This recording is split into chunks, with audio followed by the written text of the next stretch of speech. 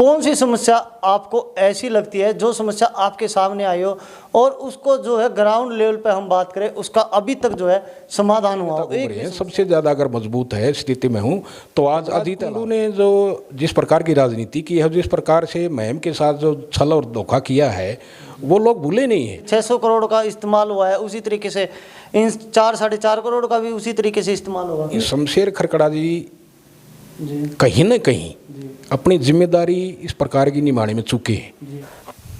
नमस्कार दोस्तों, मैं राकेश भारद्वाज एक बार फिर से आप सभी का स्वागत है आपके अपने चैनल YPB न्यूज़ पर। दोस्तों, आज हमारे साथ जो है बीजेपी नेता अजीत अहलावत जी जुड़े हैं।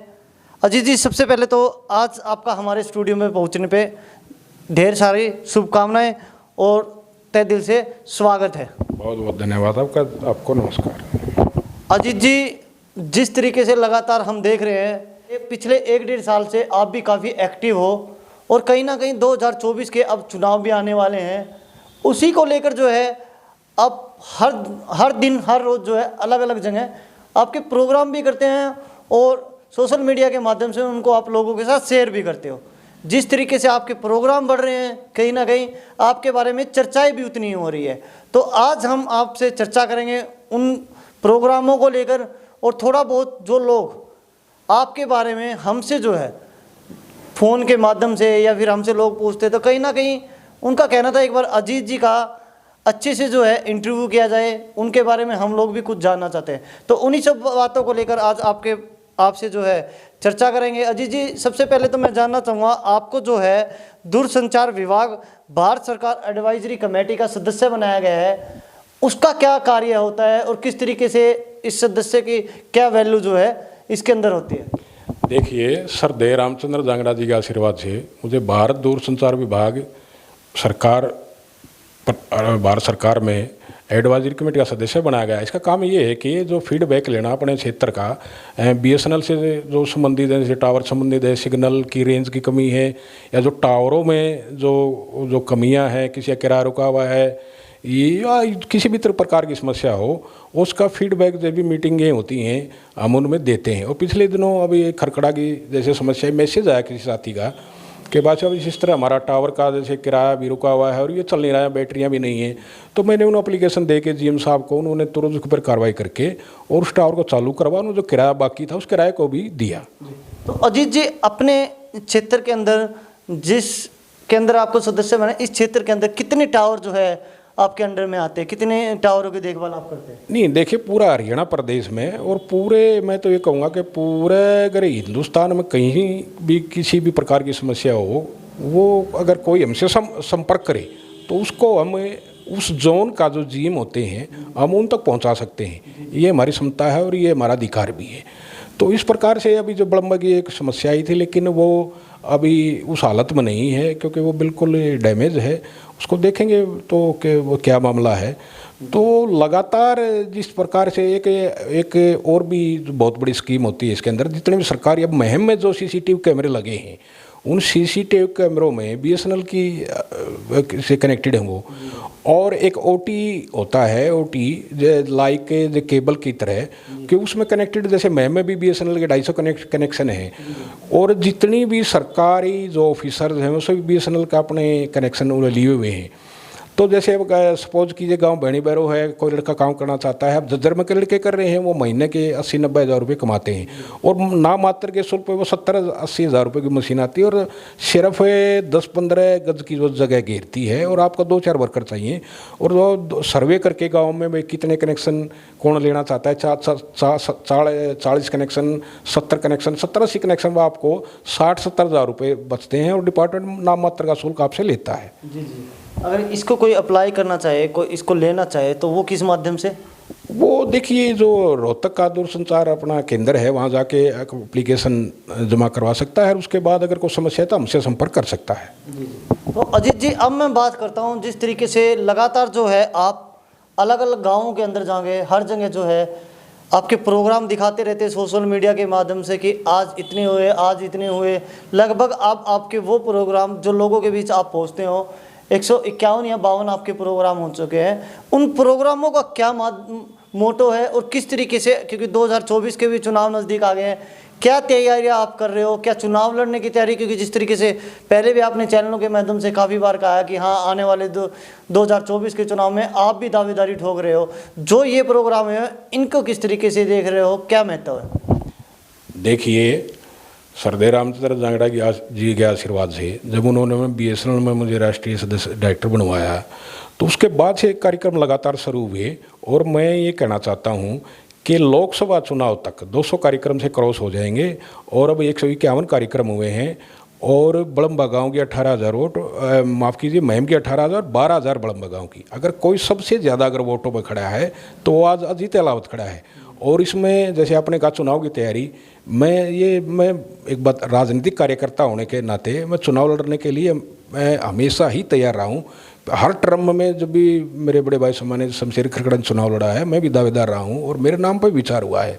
और आने वाले समय में जो भी जैसे 200 कार्यक्रम होंगे, उसके बाद पूरे जो आशीर्वाद जनता का मिल रहा है, ये साफ संदेश है कि इस बार टिकट अगर मिले तो अजीत अहलावत को मिले। तो अजीत जी, किस तरीके से देखते हो आप, जिस तरीके से महम क्षेत्र का, जो महम हलके का चुनाव जो पहले भी हुआ है और अभी भी जो कैंडिडेट जो है तैयारियां कर रहे हैं, महम का चुनाव जो है इतना, मैं कहूँगा इतना महंगा चुनाव हो गया है, क्योंकि अब जो है आम आदमी अगर चुनाव लड़ने की सोचे तो उसकी पहुंच से बाहर है। किस तरीके से आप इन नेताओं के बीच में, मैं बात करूं बलराज कुंडू की, जिस तरीके से उन्होंने बसेस चला रखी है, पहले से ही लोगों के लिए सुविधाएं दे रखी है, या फिर कहीं गरीब आदमी की मदद करने के लिए की बात आती है तो वो जगह जगह पहुंचते हैं, या फिर आजकल मैं बात करूं आम आदमी पार्टी विकास नेहरा, वो भी जो अपनी दावी ठोक रहे हैं, कहीं ना कहीं वो भी जो है पूरे हलके के अंदर सक्रिय हो चुके हैं। और जहाँ भी कभी बात आती है किसी भी मदद के लिए, तो वो भी उसी तरीके से, जिस तरीके से पहले हम विधायक साहब को देखते थे, कहीं ना कहीं उन लोगों को, या फिर मैं बात करूं आपकी ही पार्टी के शमशेर खरकड़ा जी, जो पहले भी चुनाव लड़ चुके हैं और अब की बारी भी जो उनकी जो है पत्नी राधा अहलावत जी, वो भी टिकट की दावेदारी ठोक रहे हैं और जगह जगह प्रोग्राम कर रहे हैं। इन सब के बीच में आप अपने आप को कहाँ देखते हो, किस तरीके से टिक पाओगे? नहीं, देखिए, जिन नेताओं आपने जिक्र किया, इन सबसे ज़्यादा अगर मजबूत है तो वो अजीत अहलावत है। अजीत अहलावत ने अपने, मेरे कम से कम 500 स्टूडेंट, ये कन्फर्मेशन है, ये को छुपी लुकी छुपी बात नहीं है, 500 स्टूडेंट मेरे नौकरी पे हुए हैं और मैंने अपनी मेहनत से उनको लगवाया है। और वो कोई 50 के आसपास तो कम से कम दिल्ली पुलिस में SHO SI के करीब हैं, लेक्चरर हैं, वकील हैं। तो एक बात बताइए, जो ये नेता लगे हुए हैं, किस नेता ने आज तक इतने बच्चों को लगवाया है? बलराज कुंडू की बात आपने की, बलराज कुंडू की कितनी कंपनियां हैं, बलराज कुंडू ने कितने लड़कों को रोजगार दिया है? मैं एक बात आपको कहना चाहता हूँ, जितने नेता घूम रहे हैं, सबसे ज़्यादा अगर मजबूत है स्थिति में हूँ तो आज अजीत अहलावत है, वोट की तरह दृष्टि से भी। और जैसे आपने पैसे की बात की, अब ये एक बात बताइए, उससे पहले भी बहुत से कार्यकर्ता हुए हैं, जैसे मैं नाम लूँ बाली पहलवान जी हैं, या उससे भी अलग, बाली पहलवान जी एक सामान्य कार्यकर्ता थे, गांव ने उनको जिताया और 2 बार वो दांगी पूर्व विधायक आनंद सिंह दांगी हराया। तो ये पैसे वाली कोई बात नहीं है। अगर पैसे से ही सब कुछ होता तो जगदीश बिड़ला काफ़ी समय पहले जब देश आज़ाद हुआ, उसके तो कुछ एक पहली फर्स्ट योजना की बात है, वहाँ उसको बस्तर में आदिवासियों को चुनाव हरा दिया था। और अभी भारतीय जनता पार्टी ने प्रताप सारंगी जी को, जो संगठन में जो प्रचार करते थे, एक बहुत ही प्रबुद्ध व्यक्ति थे, वो सर्वश्रेष्ठ कार्यकर्ता भारतीय जनता पार्टी के रहे, उनको संसद बनाया है। तो पैसे का तो कोई सवाल ही नहीं है। और पैसे तो जब चुनाव इंसान लड़ता है, तो अभी जब हमारा यहाँ चुनाव लड़ा हमारे अरविंद शर्मा जी ने, तो मैम का एक बिल्कुल ही सामान्य खर्च था। तो जब इंसान के साथ जब लोग गांव लगता है और एक मामला बनता है, अब आशीर्वाद जो मिल रहा है ये जो कार्यक्रमों के माध्यम से, तो इसीलिए तो मिल रहा है कि अजीत अहलावत को विधायक बनाया जाए। तो जितने नेता ये गाड़ियों से अगर चुनाव जीता जाता तो आपको मेहनत करने की जरूरत नहीं है। आप गाड़ी, अब 10-15 गाड़ी कोई भी ले सकता है, हर घर में 3-3 गाड़ियाँ खड़ी हैं, तो ये सभी विधायक थोड़ी बन जाएंगे। तो आपको नहीं लगता जो पहले जो चुनाव लड़े जाते थे और अब चुनाव लड़ने का एक जो है अलग सा ट्रेंड बन गया है? पहले हम देखते थे कहीं ना कहीं हो सकता था कि आम आदमी भी जो है कहीं ना कहीं जो चुनाव के अंदर अपनी दावेदारी जो है ठोकते थे, लेकिन अब जो है वो चुनाव का जिस तरीके से ये ट्रेंड बदला है, कहीं ना कहीं हर किसी बच्चे की जुबान पे यही निकल के आता कि अब जो है कम से कम महम हल्के का चुनाव तो जो है बहुत महंगा हो गया है। नहीं, देखिए ऐसा नहीं है। इंसान के अंदर क्वालिटी कैपेबिलिटी होनी चाहिए। अब गांव जो चुनाव जब लड़ेगा तो उसमें पैसे वाली कोई बात नहीं रह जाती। और जब गांव चुनाव लड़ता है तो कम से कम आप ये मान के चलिए कि क्राइटेरिया जो उसका बनता है कम से कम 8-10 गांव का बनता है। आप किसी भी गांव को ले लीजिए, अब उस गांव का कैंडिडेट के अंदर क्वालिटी है, कैपेबिलिटी है, योग्यता है और गांव उसको चाहता है तो पूरा का पूरा गांव चुनाव लड़ेगा। तो मैं तो आपसे ये बात कहता हूं कि आप तो पैसे की बात करते हैं, उसके पास तो पैसे की कमी नहीं रहती। अच्छा अजीत जी, अब जो कंडीशन जो सिचुएशन अभी की है, कहीं ना कहीं अगर मैं मेरे महम हल्के ही बात करूँगा, हर कोई कहता है, जो आम जनता के सवाल है वही मैं आपसे करूँगा। विधायक बलराज कुंडू जी को लोगों ने चुना था, कहीं ना कहीं लोग उनसे भी खुश नहीं दिखाई दे रहे। भाजपा की सरकार है, उससे भी जो है हरियाणा के अंदर कहीं ना कहीं लोग खुश दिखाई नहीं दे रहे। अब की बार जो है 2024 में क्या लगता है आपको, जो है महम हल्के की जो टिकट अभी तक जो है इस पे बीजेपी के कैंडिडेट आज तक नहीं जीत पाए, वो आगे यहाँ से जीत पाएंगे? नहीं, देखिए इस बार सरदेव रामचंद्र जांगड़ा जी के आशीर्वाद से हम सब लगे हुए हैं, शमशेर खरकड़ा जी भी लगे हुए हैं, मेरी मातृशक्ति राधा जी भी लगे हुए हैं। अब टिकट किसको मिलेगी ये भाग्य और परिस्थितियों पर निर्भर करेगा और हम सब मिल करके इस बार हम अपना विधायक बनाने का काम करेंगे। और बलराज कुंडू जब विधायक बने परिस्थितियाँ अलग थी और आनंद सिंह दांगी ने जो राजनीति की वो वक्त अलग था, परिस्थितियाँ अलग थी। अब वक्त और परिस्थितियाँ बदल चुकी हैं, इस बार महम में कमल का फूल अवश्य खिलेगा। अब की बार जो हम देख रहे हैं अलग अलग गाँवों से जो है निकल के भी आ रहा है, कहीं ना कहीं विधायक आनंद सिंह, पूर्व विधायक जो है आनंद सिंह दांगी, उनको कहीं ना कहीं मजबूत पक्ष माना जा रहा है। नहीं, देखिए क्या होता है कि जैसे 2 बार बीजेपी की सरकार रही तो ये थोड़ा सा एक परिस्थितियाँ बन जाती हैं, लेकिन आज भी तीसरी बार केंद्र में भी और हरियाणा प्रदेश में भी भारतीय जनता पार्टी की सरकार बनेगी। और जब केंद्र में बीजेपी की सरकार बनेगी उसके बाद आप परिस्थितियां देखना कितनी बदलती हैं। और भारतीय जनता पार्टी तीसरी बार हरियाणा प्रदेश में अपनी सरकार बनाएगी और इस बार महम में भी कमल का फूल अवश्य खिलेगा।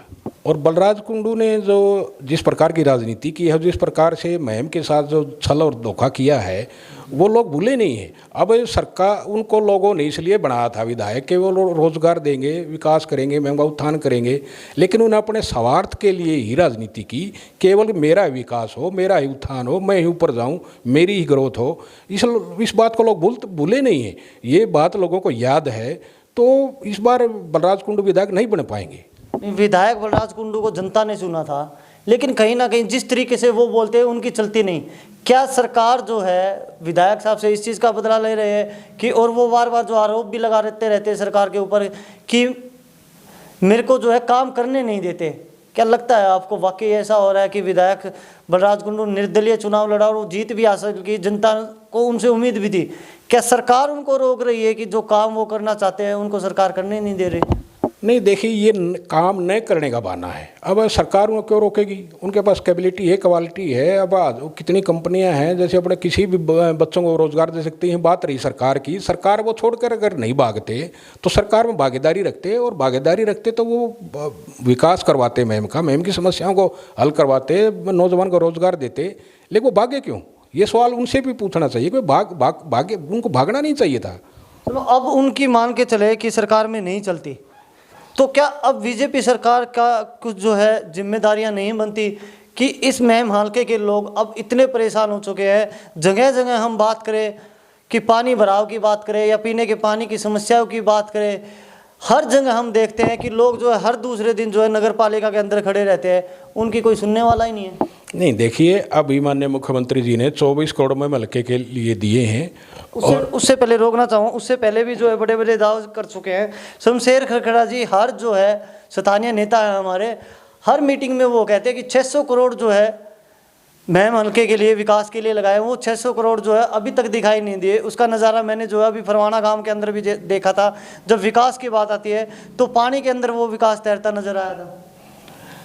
नहीं, देखिए शमशेर खरकड़ा जी भी लगे हुए हैं, सरदेव रामचंद्र जांगड़ा भी लगे हुए हैं। अभी मास्टर प्लान तैयार किया गया है बेडवा, सामन और फरमाना के लिए, और 3.5 करोड़ 61 लाख में। और अभी एक बेल्ट और दूसरा गांव था जो अपना अजायब गांव में 4 करोड़ 61 लाख वो रिलीज़ किए हैं। और आने वाले दिनों में पूरा मय मलका बाढ़ मुक्त होगा। क्या लगता है आपको, वो जिस तरीके से 600 करोड़ का इस्तेमाल हुआ है उसी तरीके से इन 4-4.5 करोड़ का भी उसी तरीके से इस्तेमाल होगा? नहीं, वो तो देखिए मास्टर प्लान अभी सामण बेड़वा का बन चुका है और पाइप जो नीचे दबके जाएंगे और वो पानी जाएगा और उसको लिफ्ट करके ड्रेन में डाला जाएगा।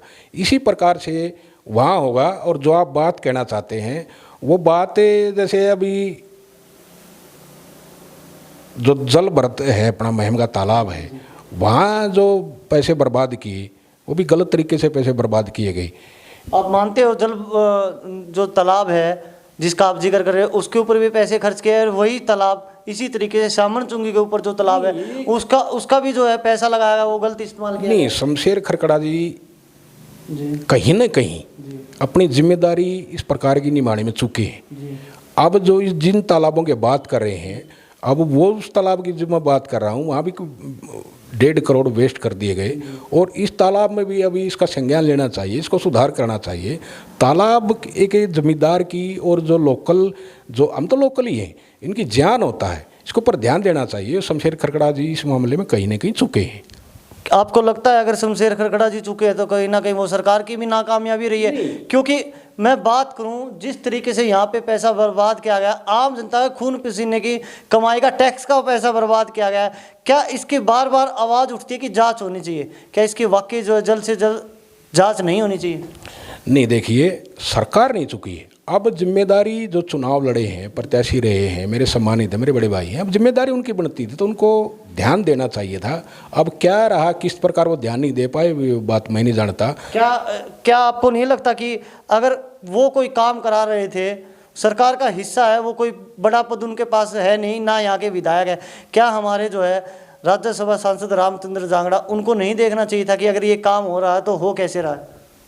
ये जिस तालाब की मैं बात कर रहा हूँ वो तालाब, मैं एक तालाब की बात नहीं कर रहा जी, मैं सभी तालाबों की बात कर रहा हूँ।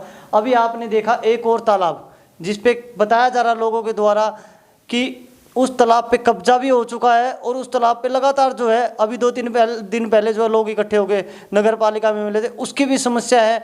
कहीं ना कहीं काम जो होने चाहिए थे वो अभी तक हुए नहीं है। नहीं, देखिए जो सर रामचंद्र जांगड़ा जी और सम्मानित शमशेर खरकड़ा जी और हम सब लगातार लगे हुए हैं। अब जिस तालाब की बात कर रहे हैं उस तालाब का संज्ञान अभी तक सर रामचंद्र, मेरे ख्याल से उनके संज्ञान में ये मामला है नहीं। नगर पालिका के कमेटी के जो है मनोनीत सदस्य भी बनाया गया है रामचंद्र जांगड़ा जी को, और पिछले 1 साल से लोगों के द्वारा जो हमें पता चल रहा है पिछले 1 साल से ही जो है नगर पालिका के अंदर इन तालाबों की एप्लीकेशन दी हुई है। आप कैसे कह सकते हो कि उनके ये संज्ञान में नहीं है और लगातार जो है खबरें भी देखते रहते हो? नहीं, खबरें देखते हैं, वो बात आपकी सही है, लेकिन अब इस तालाब का जो समस्या आप बता रहे हैं, अब उनके संज्ञान में उस एप्लीकेशन दी है तो उसकी कार्रवाई, जैसे अगर कहीं ना कहीं कई बार होता क्या है कि उनके ध्यान में डायरेक्ट अगर संज्ञान में उनको लाया जाए कि श्री रामचंद्र जांगड़ा जी ये इस प्रकार की समस्या है, तो मुझे नहीं लगता कि उसको हल नहीं करते। तो हो सकता है कि कहीं ना कहीं उनके संज्ञान में मामला अभी तक आया नहीं हो। चलो अब हम बात करते हैं अजीत जी, जिस तरीके से आपके लगातार प्रोग्राम होते हैं, आप हर प्रोग्राम के बाद जो है आपके बिल्कुल सोशल मीडिया पे हर कोई एक्टिव रहता है, आजकल देखता भी है। 152 आपके प्रोग्राम है, क्या क्या समस्या जो है आपके सामने अभी तक महम शहर की ऐसी आई है जिनका वाकई में जो है सोल्यूशन होना चाहिए था? नहीं, देखिए अब जैसे ज़्यादा तो क्या है कि जैसे एक तो पीने के पानी की रही है और उसको जैसे इमलीगढ़ की है तो कई बार आई कि भाई इमलीगढ़ को जो आधा इमलीगढ़ है जो परला अपना शकुन गोराला बूस्टर है उसको उसकी तरफ से जोड़ दिया जाए। और पानी की जो समस्या है उसमें सभी जूझते रहते हैं और ज़्यादा बड़ी भी नहीं है लेकिन छोटी भी नहीं है। लेकिन कई बार क्या होता है, और इसके अलावा मैं आपको जितने भी जो कच्चे रास्ते हैं वो सर रामचंद्र जांगड़ा जी के आशीर्वाद से मैंने भी कई पक्के करवाए हैं। अभी वो एप्लीकेशन है, अभी वो लाइन में है और वो उनके टेंडर हो चुके हैं। अजीत जी, आज मैं जो आपसे सवाल कर रहा हूँ मैं मेरे नहीं, आप भी देखते रहते हो, वे आम जनता के सवाल है। 152 प्रोग्राम आपके हुए हैं, हर प्रोग्राम के बाद आप लिखते हो कि लोगों की समस्याएं सुनी गई। आपको कितने प्रोग्रामों, जो 152 प्रोग्रामों में, उनमें जो है 152 प्रोग्रामों के अंदर कितनी समस्याएं आपके सामने है? 10, 5, 20 कुछ संख्या भी होगी उनकी? नहीं, एक तो देखिए जो अपना हाई स्कूल था उसकी दीवार गिरी हुई थी, तो वहाँ दीवार सर बारिश में गिरती है। जी जी, आप जहाँ ऑफिस में बैठे उसके सामने गिरी थी, वो 2-4-10-20 दिन महीने बाद ठीक हो गई।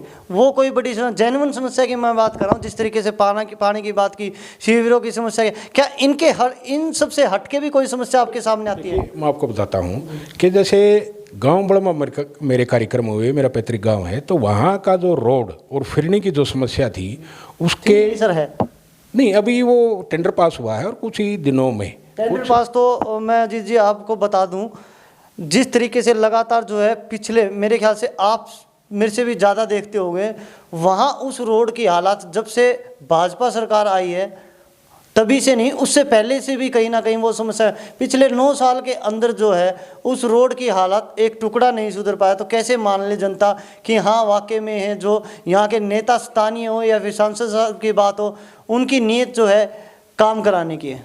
नहीं, देखिए अब उसका टेंडर हो चुका है, आप यकीन मानिए। और जो फिरनी है, फिरनी और ये महमबेरी रोड, ये अब बनेगा। इसमें थोड़ा सा टाइम 2024 के चुनाव से पहले, बरसात के बाद ये बनेगा। और रेलवे लाइन है अपनी तय सीमा पर ये चलेगी। और सर देवरामचंद्र जांगड़ा जी ने लगातार इसकी मॉनिटरिंग की है। और एक बार शिकायत आई थी कोई, तो वहाँ मौके पे मैं भी उनके साथ था, तो वहाँ केंद्रीय मंत्री, रेल मंत्री को लाइव लैपटॉप पर लेकर के और उनसे बात की थी। उसके बाद जब काम रुका हुआ था, उस वक्त की ये बात मैं आपको बता रहा हूँ, तो रेलवे लाइन में काम शुरू हुआ था। तो सरदेव रामचंद्र जांगड़ा जी लगातार महम के विकास के लिए दिन रात मेहनत करते हैं, दिन रात लगे हुए हैं। रामचंद्र जांगड़ा जी लगे हुए हैं और अच्छा कार्य कर भी रहे होंगे कहीं ना कहीं। उसके लिए मैं अजीत जी, जिस तरीके से आपके प्रोग्राम हो रहे हैं, जो लोगों के सवाल आ रहे थे, आपसे ही जानना चाह रहा हूँ तो किस तरीके के, क्योंकि लोगों को भी पता चले कि क्या क्या समस्याएं जो है अजीत जी के सामने शेयर हो रही है, क्या किन समस्या को लेकर इस तरीके के लगातार जो प्रोग्राम हो रहे हैं, या फिर ये प्रोग्राम जो है लोगों की समस्याएं सुनने के नहीं, ये आपके अपने राजनीतिक प्रोग्राम? नहीं, ये देखिए मेरे राजनीतिक कार्यक्रम नहीं है। अब लोग बुलाते हैं, मैं तो किसी को कोई 1 रुपया भी दे कर नहीं आता, अपने दिल से बुलाते हैं। और आप देखते कि पब्लिकली कार्यक्रम होते हैं, कम से कम 60-70 आदमी, 100 आदमी, 50 आदमी जो भी रहते हैं, तो ये तो सोशल मीडिया पे आते हैं, कोई लुकी छुपी बात है नहीं। तो क्या समस्या सामने से? तो उसमें कोई किसी की गली की होती है, किसी की पानी की होती है, और किसी की भी अपना जैसे खेत का जो रास्ता है उसको पक्का करवाने की होती है। और जितनी भी मेरे पास समस्या आई है, मैं आपको ये बात बताना चाहता हूँ, आज तक मेरे 151 कार्यक्रम हुए, 151 कार्यक्रमों में जिन्होंने भी मेरे कार्यक्रम करवाए हैं, आप फीडबैक ले लीजिए, मैं सबके आपको मोबाइल नंबर दे दूंगा, मुझसे आज तक कोई भी नाराज़ नहीं है। उनकी जो भी समस्याएं छोटी बड़ी थी तो मैंने उनको संतुष्ट किया है। अगर मेरे बस की नहीं थी तो सरदेव रामचंद्र जांगड़ा से निवेदन करके उनकी समस्याओं का समाधान करवाया है। अजीत जी, आप भी लगातार जो है देखते ही रहते हो, जिस तरीके से आम जनता अब आवाज़ उठा रही है, कहीं ना कहीं कमेटी में, नगर पालिका में हो रहे गड़बड़ घोटालों की बात करें, या कर्मचारियों के साथ हो रहे व्यवहार की बात करें, या फिर शहर की जितनी भी समस्या, सबके कौन सी समस्या आपको ऐसी लगती है जो समस्या आपके सामने आई हो और उसको जो है ग्राउंड लेवल पे हम बात करें, उसका अभी तक जो है समाधान हुआ हो, एक भी समस्या ऐसे ही? नहीं, देखिए तो कुछ एक तो जो कर्मचारी हैं, एक दो समस्या आई थी। अभी एक कर्मचारी ने शराब पी करके हंगामा किया था, उसका बड़ी चर्चा रही। कामों की बात कर रहा हूँ अजीत जी, कामों की लगातार जैसे नाले, 5 ऐसे काम आज अजीत जी आप गिनवाई दीजिए, जो काम जो है अभी इन 5 सालों के अंदर, लोकल क्षेत्र की बात कर रहा हूँ मैं मैम, के अंदर जो है 5 काम जो आपकी नज़र में ऐसे हुए कि हाँ वाकई में जो है जनता को भी उन कामों से खुश होना चाहिए। नहीं, देखिए एक तो जैसे जो नगर पालिका के जो काम हैं, अब जैसे नालों की सफाई करना है, और जो सबसे बड़ी बात है एक अतिक्रमण को लेकर के, अब महम शहर में मेरे ख्याल से जो सेक्रेटरी सचिव साहब आए, उन्होंने अतिक्रमण का जो काम किया वो आपने भी देखा और हमने भी देखा। वो एक बहुत बढ़िया काम था और शहरवासियों ने भी उसमें साथ दिया था और एक उदाहरण बनाया था मुहिम कि मुहिम में ये काम बहुत बढ़िया हो रहा है। अच्छा, नंबर 1। नंबर 2, जितने भी एक अपना जो पार्क है उसका जो रख रखाव है उसका मैं तो ये कहता हूँ कि बहुत बढ़िया है। उसके ऊपर भी अजीत जी आरोप लगे हैं, वो भी जो है अभी तक अच्छे से जो है जिस कमेटी को, जिस सोसाइटी ने जो है पार्क की टेंडर लेने के लिए, टेंडर का पूरा अनाउंस किया है, आप टेंडर लगाइए, उसी के माध्यम से मिलेगा, कहीं ना कहीं वो भी अच्छे से नहीं हुए। जी आगे। नंबर 3 जैसे नालों की सफाई है। अब एक बात बताइए, मैं जो ब्लॉक वाला नाला है, अब सीधे सीधे लोगों को भी अपनी नैतिक जिम्मेदारी समझनी चाहिए। वहाँ डेयरियों वाले उसमें गोबर डालते हैं और वो एक जो ब्लॉक का पॉइंट है वहाँ आके जमा हो जाता है, बार बार नगर पालिका उसकी सफाई करती है। आपको पता है ये समस्या बिल्कुल जेन्युइन है? बिल्कुल जेन्युइन है। आपके सामने कब से आ रही है ये समस्या? नहीं, ये तो हम जब छोटे छोटे से तब से इसको देख रहे हैं। क्या अब जो है इनका ऐसा कोई माध्यम नहीं होना चाहिए कि उनके चालान किए जाए, उनको रोका चाहिए? जब आप सबकी नज़र में है, आप गलत भी मानते हो, तो क्या उसको रोकने के लिए सरकार नाकामयाब है? नहीं, देखिए प्रशासन जो देखिए मेरी बात सुनिए, इसका सीधा सीधा इलाज है कि डायरियों को यहाँ से शिफ्ट किया जाए। यही इलाज है ये, वरना इसका कोई इलाज नहीं है। ये अपनी वो नैतिक जिम्मेदारी समझे। और प्रशासन, आप जाइए, प्रशासन एक जाता है, चालान काट देता है, उसके बाद वो फिर शुरू हो जाते हैं, फिर नाला जाम हो जाता है, फिर नाले को खोला जाता है, तो यही प्रक्रिया बार बार यही प्रोसेस लगाता रहता है। डायरी शिफ्ट के अलावा कोई इसका हल है नहीं। तो साथियों, ये थे हमारे साथ आज अजीत हेलावत जी, बीजेपी नेता। लगातार जो है बड़ी कड़ी मेहनत, जो है काफ़ी लंबे समय से जो है मेहनत भी कर रहे हैं। तो दोस्तों, आज उनके साथ जो है शहर के हालात को लेकर हमने चर्चा की और जो कुछ आम जनता के हमारे सवाल थे वो भी, उन सवालों का भी इनसे जो है चर्चा की। तो कमेंट में अपनी राय जरूर दें। जो चर्चा हमने की, क्या वाकई जिन चर्चाओं की, जिन समस्याओं की हमने बात की, उनका समाधान भी बताया अजीत जी ने कि कहीं ना कहीं करवाया है? किस तरीके से, कैसे आपको लगता है कि वाकई में जो है अजीत जी जो मेहनत कर रहे हैं, या फिर भाजपा सरकार के अंदर महम क्षेत्र का जो विकास की बात आती है वो विकास हुआ या नहीं? तो अभी के लिए इतना ही। जुड़ते हैं नई वीडियो के साथ। Thank you very much.